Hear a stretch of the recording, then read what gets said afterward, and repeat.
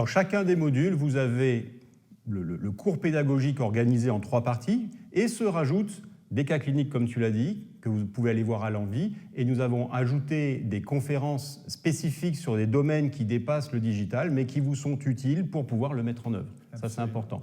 Et tu as bien insisté dessus, c'est la force du webinar. Vous avez la possibilité de revenir sur le plan quand vous voulez, et vous avez sur la petite réglette à gauche de votre écran tout le plan, et vous pouvez cliquer, sauter des parties et revenir. On va donc débuter avec ce module 1. J'ai envie de demander, Sébastien, c'est quoi d'abord la raison d'être de ce module 1 pour lequel on pourrait commencer pour ce e-learning?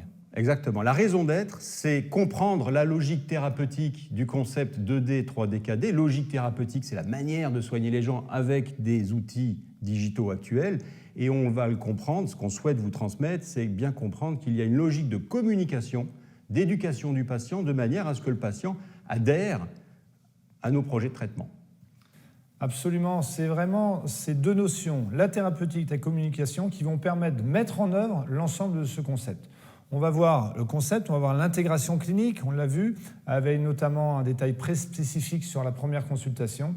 Et on regardera en détail également tout ce qui va être priorité économique, comment organiser un peu son cabinet si on souhaite faire cette modification, cette transformation dans un modèle numérique. L'objectif de tout ça, c'est de vous rendre simple l'intégration du numérique en général dans votre exercice. Et si on regarde en détail ce qu'il en ressort du concept 2D, 3D, 4D, qu'est-ce qu'il en est? D'un côté, on a une logique thérapeutique qui nous permet des décisions rationnelles qui n'ont pas été égalées jusque-là, grâce au digital en général, on verra avec quelle technique. Et si vous l'associez à une logique de communication et d'organisation de votre pratique, on arrive fatalement à quelque chose qui est nouveau.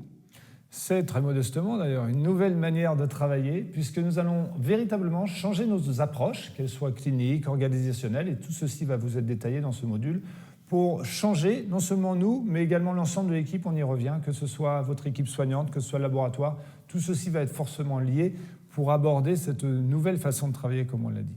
Et ce qui relie tout le monde, ce qui ne changera pas, on le sait, le numérique va évoluer de manière permanente et constante. Et on s'y attend. Et ça, parfois, ça effraie certains qui se demandent est-ce que j'y vais, est-ce que j'y vais pas. Là n'est pas le problème.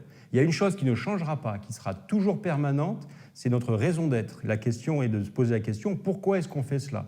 Pourquoi est-ce qu'on fait notre métier? Et qu'est-ce qui ne changera pas, qui va faire qu'on va tout le temps revenir à cette chose immuable? C'est évidemment nos patients. Les patients restent au centre de nos préoccupations et au centre de nos traitements. Et vous allez voir tout au long de ces différents modules que cette partie très technique, la partie technologique du numérique, peut apparaître comme une technologie froide. Et il ne faut surtout pas mettre cela en avant, car ça peut effrayer non seulement les confrères, mais également l'ensemble de nos équipes et bien sûr nos patients. Il faut à tout moment à l'esprit garder que ces technologies numériques sont en permanence au service de nos patients. Exactement.